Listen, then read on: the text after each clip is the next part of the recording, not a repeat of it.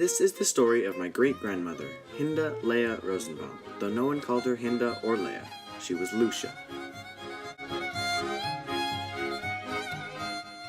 Lusia was born on October 10, 1909 to Adela and Isaac in Strid, Poland. She had a younger brother, Moritz, or Mori, and a younger sister, Bella. When Lusia was around 5 or 6, she and her family moved to Lemberg, Poland. Adela and Isaac opened a restaurant that was likely quite successful.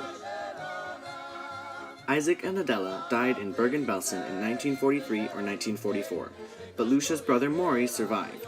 He was conscripted into the Russian army. He drove a tank in the siege of Stalingrad, USSR, and eventually got a Medal of Bravery from Stalin, although he said he mostly hid in the woods. At one point, one of Mori's teeth got infected and caused him a lot of pain, so he took a pair of pliers and put some snow in his mouth and pulled the rotten tooth. He was caught and court-martialed by the Russian army on 2 counts. 1. Stealing a pair of pliers, and 2. Having hidden an essential skill from the Russian army, that of him being a dentist, which he was not.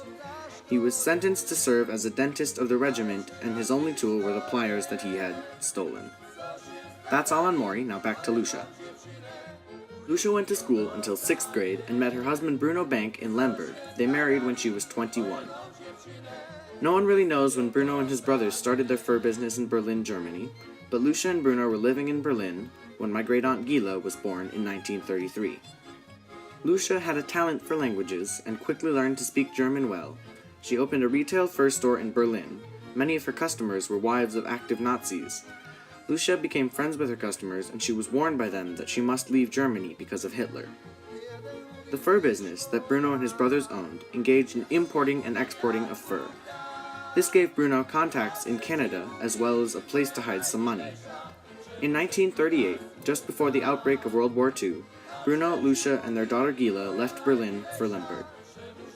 When the Germans invaded Poland in 1939, the family escaped to Bucharest, Romania, where they applied for their Canadian visas. They stayed in Bucharest for several months. Waiting to go through one of those borders, there was a rumor there was going to be a military crossing, so Lusia and her family hid amongst the crowd and went through the border. According to my grandmother Sylvia, Lusia and Bruno's second daughter, each parent took one of Gila's hands, and Bruno took the suitcase and they snuck through the border as part of the crowd. When they got their visas, they took a train to England where they bought tickets on an ocean liner to Canada. They arrived in Montreal, Canada in 1940.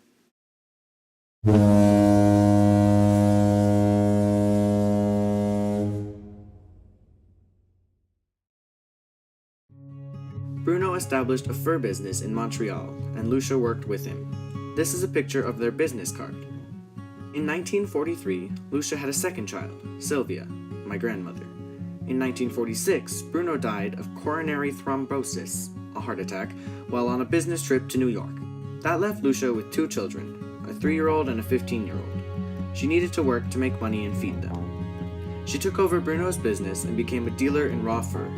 She bought the raw furs, then sold them to fur processors. She was the only woman who worked in the fur trading business in her time. She would go to sales and buy the furs, and she would be the only woman in the building. This is a newspaper clipping about how Lusia was the only woman at these sales. An interesting story. Just after her husband died, Lusia took a trip with her younger daughter Sylvia, who was probably 6 or 7 at the time. They took a ship to visit her late husband's brother. They went to Belgium and left Sylvia with her great aunt. Lusia tried to visit her brother, who was in a displaced persons camp. On the ship, she had a trunk full of contraband fur. She was going to bring them to her brother in hopes of getting a large sum of money for them. She was found by an illegal group of fur traders. They liked how she worked and offered her a job as a smuggler, but she turned them down. Lusia continued running the fur business in Montreal until she was in her mid-60s. Sometime around 1965, she closed her fur business and retired. She moved to Israel and stayed there a couple of years, occupying herself Ulpan, visiting relatives, and so forth. But for some reason, she didn't want to live in Israel, so she returned to Canada.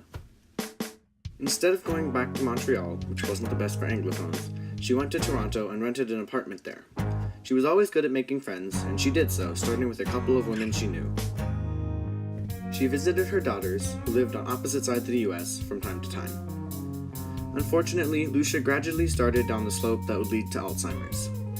She made it on her own to my Uncle Jason's bar mitzvah in 1989. Then one day she was visiting Gila and she took off somewhere and almost got lost. My grandmother thinks that my cousin Tommy found her. At about that time, she decided to move to an assisted living facility. She chose the place herself based on the fact that a friend of hers lived there. It was in Toronto. Her last couple of years were awful. She lost short-term memory entirely so that she didn't recognize her daughters. A quote from Sylvia. She would ask, and I would tell her I was her daughter. Astonished, she would ask me who my father was. I would tell her, and that would amaze her even more. One time, near the end, Sylvia was visiting Lusia along with Gila. Suddenly, she looked at Gila and recognized her. She said in German, "My daughter!" Gila immediately gestured to Sylvia and said back in German, "Your other daughter," but she was out again. Lusia died at the age of 89 on January 15, 1998, and is buried near Bruno in New York.